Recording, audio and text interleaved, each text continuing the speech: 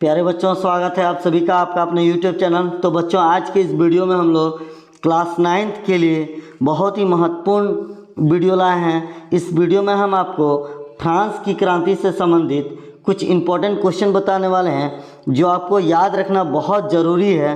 तो चलिए वीडियो की शुरू करते हैं। और इसमें हम लोग करीब 54 क्वेश्चन इस वीडियो में पढ़ने वाले हैं, सिर्फ फ्रांस की क्रांति से। तो इस फ्रांस की क्रांति का वीडियो देखने के बाद आपको हर एक क्वेश्चन अगर एग्जाम में पूछा जाएगा, इससे रिलेटेड कोई भी क्वेश्चन, तो आप उसे आसानी से इसका आंसर दे पाएंगे। तो चलिए देखते हैं पहला क्वेश्चन क्या है। फ्रांस की क्रांति कब शुरू हुई? तो प्यारे बच्चों, फ्रांस की क्रांति कब शुरू हुई थी? 14 जुलाई 1789 को। ये पहला आंसर हो गया इसका, ठीक है। सेकेंड नंबर क्वेश्चन में बोला गया है, क्या बोला गया है कि किस क्रांति ने दुनिया को स्वतंत्रता और समानता के विचार दिए? तो कौन सा क्रांति था जिसमें स्वतंत्रता और समानता के विचार दिए गए? वो था फ्रांसीसी क्रांति। कौन थी? फ्रांसीसी क्रांति। आपको याद हो जाएगा बच्चों, आप इस वीडियो को पूरा अंत तक देखिए। फ्रांस की क्रांति की शुरुआत फ्रांस के किस शहर से हुई? तो ये पेरिस में हुआ था। कहाँ पर हुआ था? पेरिस में। फिर बोला गया कि फ्रांस की राजधानी कहाँ है? तो फ्रांस की राजधानी कहाँ है? पेरिस है।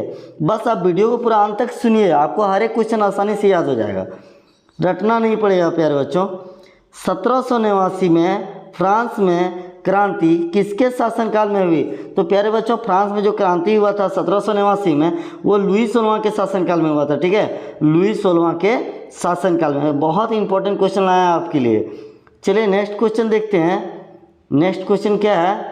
बोला गया है कि लुई 16वां का संबंध किस राजवंश से था? मतलब जो संबंध किस संबंध से रखता था, किस राजवंश से? तो बुर्बो राजवंश से संबंध रखते थे, ठीक है। लुई 16वां किस राजवंश से संबंध रखते थे? बुर्बो राजवंश से, ठीक है। बुर्बो राजवंश का लुई 16वां किस वर्ष राजगद्दी पर बैठा? यानी बुर्बो राजवंश में लुई 16वां जो था वो राजगद्दी पर कब बैठा था? तो 1774 में। इसका राइट आंसर क्या होगा? 1774 में। और नेक्स्ट क्वेश्चन देखते हैं प्यारे बच्चों। नेक्स्ट क्वेश्चन क्या बोला गया है? बोला गया है कि लुई 16वां को किस आरोप में 21 जनवरी 1793 को फांसी दी गई? तो प्यारे बच्चों, लुई 16वां को जो फांसी दिया गया था 21 जनवरी 1793 को, वो फांसी किसके लिए दिया गया था? देशद्रोह के लिए। यानी वो अपने देश के साथ गद्दारी किए थे, ठीक है। इसके वजह से उसे देशद्रोह के लिए 21 जनवरी 1793 को फांसी दिया गया था, ठीक है। और नेक्स्ट क्वेश्चन है, नेक्स्ट क्वेश्चन क्या है कि 14 जुलाई 1789 को फ्रांस की राजधानी पेरिस में किस किले को तोड़ दिया गया? यानी पेरिस में किस किले को तोड़ दिया गया था जो कि फ्रांस की राजधानी भी थी? तो वो कौन था? बास्तील। कौन था? बास्तील। और ये कब तोड़ा गया था? 14 जुलाई 1789 को, ठीक है। और नेक्स्ट क्वेश्चन है कि टाउन हॉल के सामने कितने लोग जमा हुए थे जिन्होंने जनसेना गठन करने का निर्णय लिया? तो प्यारे बच्चों, टाउन हॉल के सामने जो आदमी जमा हुए थे जनसेना के गठन के लिए, उसमें करीब 7000 आदमी थे, ठीक है। कितना थे? 7000 आदमी, ठीक है। और नेक्स्ट क्वेश्चन है कि फ्रांस की क्रांति के परिणामों के संबंध में कौन सा कथन सही है? तो फ्रांस की क्रांति के परिणाम के संबंध में देखिए कौन सा कथन सही होना चाहिए। तो देखिए, वहाँ राजतंत्र का अंत हो गया।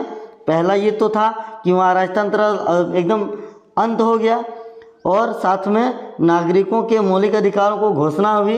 बिल्कुल सही बात है कि नागरिकों के लिए मौलिक अधिकारों की घोषणा हुई, और साथ में सामंतवाद के अवशेष समाप्त हो गए, बिल्कुल समाप्त कर दिया गया था फ्रांस की क्रांति में, ठीक है। और नेक्स्ट क्वेश्चन देखिए, क्या बोला गया है कि क्रांति से पहले फ्रांसीसी समाज में सत्ता और सामाजिक हैसियत को अभिव्यक्त करने वाले श्रेणी को क्या कहते थे? यानी क्रांति से पहले फ्रांसीसी समाज में सत्ता और सामाजिक जो था वो उसको अभिव्यक्त करने के लिए क्या बनाया गया था? इसके लिए एक स्टेट बनाया गया था, ठीक है। इसका नाम क्या था? स्टेट। नेक्स्ट है कि 18वीं सदी में फ्रांसीसी समाज कितने स्टेट यानी एक श्रेणी में बट गया। स्टेट मतलब क्या होता है? श्रेणी। कितने स्टेट यानी श्रेणी में बटा हुआ था? तो ये 3 स्टेट में बटा हुआ था, ठीक है। प्रथम, द्वितीय और तृतीय स्टेट में बैठा हुआ था, ठीक है, बटा हुआ था। और आगे बोला गया नेक्स्ट क्वेश्चन में कि द्वितीय स्टेट के अमीर वर्ग को क्या कहा जाता था? तो प्यारे बच्चों, द्वितीय स्टेट के अमीर वर्ग को कुलीन वर्ग कहा जाता था। क्या कहा जाता था? कुलीन वर्ग, यानी द्वितीय स्टेट के जो अमीर लोग होते थे ना, उसको कुलीन वर्ग बोला जाता था, ठीक है। प्रथम 2 स्टेट क्रमशः कौन थे जिन्हें कुछ विशेष अधिकार प्राप्त थे? वो कौन थे जिन्हें विशेष अधिकार प्राप्त थे? जो कि प्रथम 2 स्टेट में थे, ठीक है। वो कौन थे? कुलीन और पादरी वर्ग, जिन्हें प्रथम 2 स्टेट के लिए कुछ विशेष अधिकार प्राप्त थे। वो कौन थे? कुलीन और पादरी वर्ग। नेक्स्ट क्वेश्चन पढ़ते हैं प्यारे बच्चों। नेक्स्ट क्वेश्चन क्या बोला गया है कि चर्च के विशेष कार्यों से जुड़ा वर्ग कौन था? तो वो पादरी वर्ग था। कौन था? पादरी वर्ग। चर्च के विशेष कार्यों से जुड़ा वर्ग कौन था? पादरी वर्ग। किस वर्ग को कर नहीं देना पड़ता था? हाँ प्यारे बच्चों, कि किस वर्ग को कर नहीं देना पड़ता था? तो वो कर किसको नहीं देना पड़ता था? कुलीन एवं पादरी वर्ग को। इन लोगों को कभी कर ही नहीं देना पड़ता। कर कौन देते थे? जो किसान, जो छोटे छोटे वर्ग होते थे, ठीक है। केवल किस श्रेणी के लोग कर अदा करते थे? तो वो जन साधारण लोग, जो कि तृतीय स्टेट के अंतर्गत गिनती आते थे, ठीक है। तीसरे स्टेट के जो लोग थे वो एक कर देते थे, ठीक है, जन साधारण जिसको बोलते थे, ठीक है। नेक्स्ट है कि टाइद क्या है? तो टाइद क्या है? एक धार्मिक कर है, ठीक है। टाइद क्या है? एक धार्मिक कर है। टाइद और टाइल में कंफ्यूज नहीं होगा प्यारे बच्चों। टाइल एक प्रकार का प्रत्यक्ष कर है, लेकिन टाइद क्या है? धार्मिक कर है ना। दोनों ही इंपॉर्टेंट क्वेश्चन है, याद रख लीजिएगा, ठीक है। सीधे राज्य को दिया जाने वाला कर क्या कहलाता था? तो सीधे जो राज्य को जो कर दिया जाता था ना, वो टाइल कहलाता था। क्या कहलाता था? टाइल। नेक्स्ट क्वेश्चन है कि जब जीवित रहने के लिए साधन खतरे में हो तो ऐसी स्थिति को क्या कहते हैं? ऐसी स्थिति को क्या कहते हैं? जीविका संकट। हाँ प्यारे बच्चों, कि यदि जीवन जीने के लिए कोई साधन ही नहीं रहेगा तो उसे हम क्या बोलेंगे? जीविका संकट, यानी जीवन के लिए संकट बन रहा है। नेक्स्ट क्वेश्चन है कि एक राजनीतिक संस्था जिसमें तीनों स्टेट अपने प्रतिनिधि भेजते थे, क्या कहते थे उसको? States general. जहाँ से एक राजनीतिक संस्था जहाँ 3 स्टेट्स अपने प्रतिनिधि भेजते थे, उसे हम लोग क्या बोलते थे? States general. जहाँ पर प्रथम स्टेट, द्वितीय स्टेट और तृतीय स्टेट, ये तीनों वर्ग के जो श्रेणी को स्टेट्स में भेजा जाता था, है ना, राजनीतिक संस्था में भेजा जाता था, उसको क्या बोलते थे? स्टेट्स जनरल, ठीक है। नेक्स्ट था कि मैनर क्या था? नेक्स्ट क्वेश्चन है मैनर क्या था? तो मैनर एक प्रकार क्या है? स्टेट है। क्या है? स्टेट है। और नेक्स्ट क्वेश्चन है प्यारे बच्चों, 18वीं सदी में किस नए वर्ग का उदय हुआ? तो मध्य वर्ग का उदय हुआ, ठीक है। 18वीं सदी में किस नए वर्ग का उदय हुआ? मध्य वर्ग, यानी बीच वाला वर्ग, जो जिसको बोलते हैं, ठीक है, बीच वाला वर्ग बोलते हैं उसको। और नेक्स्ट क्वेश्चन है, देखिए कि नेक्स्ट क्वेश्चन क्या बोला गया है? सामाजिक उपबंध, यानी इसको हम क्या बोल सकते हैं? द सोशल कॉन्ट्रैक्ट का विचार किस फ्रांसीसी विद्वान ने दिया? तो ये सामाजिक उपबंध जो बुक था, ठीक है, वो किसने दिया था? रूसो ने दिया था। किसने दिया था? रूसो ने। नेक्स्ट क्वेश्चन है the spirit of the laws की रचना किसने की? ये क्वेश्चन काफ़ी वायरल क्वेश्चन है प्यारे बच्चों, ये बार बार एग्जाम में पूछा जाता है। तो इसको किसने दिया था? मॉन्टेस्क्यू ने। किसने दिया था? मॉन्टेस्क्यू ने, ठीक है। नेक्स्ट, रूसो कौन था? तो रूसो कौन था? एक फ्रांसीसी दार्शनिक था। प्यारे बच्चों, रूसो कौन था? तो एक फ्रांसीसी दार्शनिक था। नेक्स्ट क्वेश्चन है प्यारे बच्चों, क्या बोला गया? नेक्स्ट क्वेश्चन कि राजा के देवी और निरंकुश अधिकारों के सिद्धांत का खंडन किसने किया? तो राजा के देवी और निरंकुश अधिकारों के सिद्धांत का खंडन किसने किया था? लॉक ने किया था, जॉन लॉक। इसका नाम था क्या? जॉन लॉक, ठीक है। नेक्स्ट क्वेश्चन, 1791 के संविधान में किन्हें राजनीतिक अधिकार दिए गए थे? तो 1791 की जो संविधान में राजनीतिक अधिकार दिया गया था, वो किसको दिया गया था? अमीर वर्ग को। किसको दिया गया था? अमीर वर्ग को। नेक्स्ट क्वेश्चन है कि फ्रांस में कब सभी लोगों को मताधिकार मिला? यानी मताधिकार मतलब होता है वोट देने का अधिकार, यानी फ्रांस में सभी लोग कब मतदान दे सकते थे, कब वोट दे सकते थे?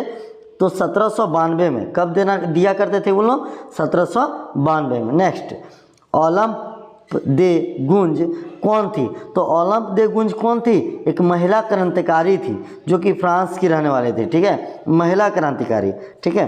नेक्स्ट, आतंक का राज किसने स्थापित किया था? तो रॉबेस्पियर ने किया था। आतंक का राज जो स्थापित किया था वो किसने किया था? रॉबेस्पियर ने।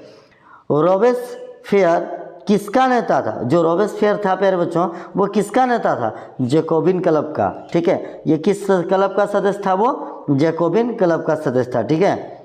नेक्स्ट क्वेश्चन है कि सन 1793 से 1794 तक के काल को क्या कहा जाता है? आतंक का युग। याद रखिएगा प्यारे बच्चों कि 1793 से 1794 तक के जो काल था ना, उसको आतंक का युग कहा जाता था, ठीक है। आतंक के युग का सूत्रपात किसने किया था? यानी इसको बनाया किसने था? तो रॉबेस्पियर ने बनाया था। किसने बनाया था आतंक का युग सूत्रपात? रॉबेस्पियर ने, ठीक है। और नेक्स्ट क्वेश्चन है कि दो खम्भों के बीच लटकते आरे की मशीन द्वारा अपराधी के सिर काटने वाली मशीन का क्या नाम था? तो उसका क्या नाम था? गिलोटिन। जी हाँ प्यारे बच्चों, दो खम्भों के बीच रख दिया जाता था इस मशीन को, और इस मशीन से अपराधी का एकदम सर को ही काट लिया जाता, उसका आरे ही काट दिया जाता था, ठीक है। उस मशीन का नाम क्या था? गिलोटिन, ठीक है, याद रखिएगा। जैकोबियन सरकार का अंत कब हुआ? तो 1744 में हुआ था, ठीक है। जो जैकोबियन सरकार का अंत कब हो गया, यानी नाश कब हो गया? वो 1744 में। नेक्स्ट है, नेपोलियन बोनापार्ट कौन था? तो वो फ्रांस का सम्राट था। कौन था? फ्रांस का सम्राट। अब बात आता है कि नेपोलियन बोनापार्ट कब फ्रांस का सम्राट बना? तो ये प्यारे बच्चों 1804 में बना था। नेपोलियन बोनापार्ट फ्रांस का सम्राट कब बना था? 1804 में। नए संविधान को फ्रांस बनाया, नए संविधान ने फ्रांस को बनाया, कब बनाया था? संवैधानिक राजतंत्र, ठीक है। नए संविधान ने फ्रांस को बनाया था कब? जब हमारा संवैधानिक राजतंत्र हो रहा था, ठीक है। फ्रांस का संविधान कब बना था? 1791 में, ठीक है। फ्रांस का संविधान कब बना था प्यारे बच्चों? 1791 में, ठीक है। 1791 में बने फ्रांस के संविधान में किस वर्ग को राजनीतिक अधिकार दिए गए थे? तो ये अमीर वर्ग को दिया गया था, ठीक है। किस वर्ग को दिया गया था? अमीर वर्ग को, जो राजनीतिक अधिकार दिया गया था 1791, ठीक है। 17वीं शताब्दी में यूरोप, अफ्रीका और अमेरिका के बीच कौन सा त्रिकोणीय व्यापार शुरू हुआ? दास व्यापार। जो यूरोप, अफ्रीका और अमेरिका के बीच जो व्यापार हुआ था, त्रिकोणीय व्यापार, उस व्यापार का नाम क्या था? तो दास व्यापार था। क्या नाम था? दास व्यापार, ठीक है। और नेक्स्ट क्वेश्चन है कि फ्रांसीसी उपनिवेशों से अंतिम रूप से दास व्यापार कब खत्म किया गया? दास व्यापार को अंत कर दिया गया था 1848 में। कब? 1848 में। दशमलव पद्धति पर आधारित नापतोल की एक समान प्रणाली का प्रचलन फ्रांस में किसने किया था? तो प्यारे बच्चों, दास पद्धति, दशमलव जो पद्धति था, इसका जो आधिकारिक नापतोल था, इस प्रणाली को शुरुआत फ्रांस में किसने किया था? तो ये फ्रांस में नेपोलियन ने किया था। किसने किया था? नेपोलियन ने। नेक्स्ट क्वेश्चन है कि 1815 में वाटरलू में किसकी हार हुई? तो नेपोलियन की हार हुई थी इसमें, ठीक है, 1815 में। नेक्स्ट क्वेश्चन है कि लिब्रे क्या था? तो लिब्रे क्या था? फ्रांस की एक प्रकार का मुद्रा है। फ्रांस में जो मुद्रा होता है ना, उसको लिब्रे कहा जाता है, ठीक है। और फ्रांस के राष्ट्रगान का क्या नाम है? मार्सिले। वहाँ की जो राष्ट्रगान होता है, जैसे भारत का राष्ट्रगान जन गण मन है ना, उसी तरह फ्रांस के राष्ट्रगान को मार्सिले बोला जाता है, ठीक है। फ्रांस का राष्ट्रगान मार्सिले किसने लिखा है? तो इसको जो लिखने वाला कवि था, रचनाकार जो था, वो कवि रॉजेट दी लायल, कवि रॉजेट दी लायल ने लिखा था फ्रांस की राष्ट्रगान को, मार्सिले को, ठीक है। इटली में किसने क्रांति लाने की योजना किसने बनाई? इटली में किसने क्रांति लाने की योजना बनाई थी? तो वो किसने बनाया था प्यारे बच्चों? जिसेप्पे मैत्सनी, ठीक है, याद रखिएगा, जिसेप्पे मैत्सनी ने इसको बनाया था, ठीक है, ठीक है। तो प्यारे बच्चों, आपको वीडियो अच्छा लग रहा होगा। अगर वीडियो अच्छा लग रहा हो तो वीडियो को एक लाइक जरूर कीजिएगा प्यारे बच्चों, क्योंकि वीडियो बनाने में काफ़ी मेहनत लगती है प्यारे बच्चों। अगर आपको अच्छा लग रहा हो तो लाइक कीजिएगा, और अगर चैनल में नए हो तो चैनल को सब्सक्राइब कर लीजिएगा। Thanks for watching. जय हिंद।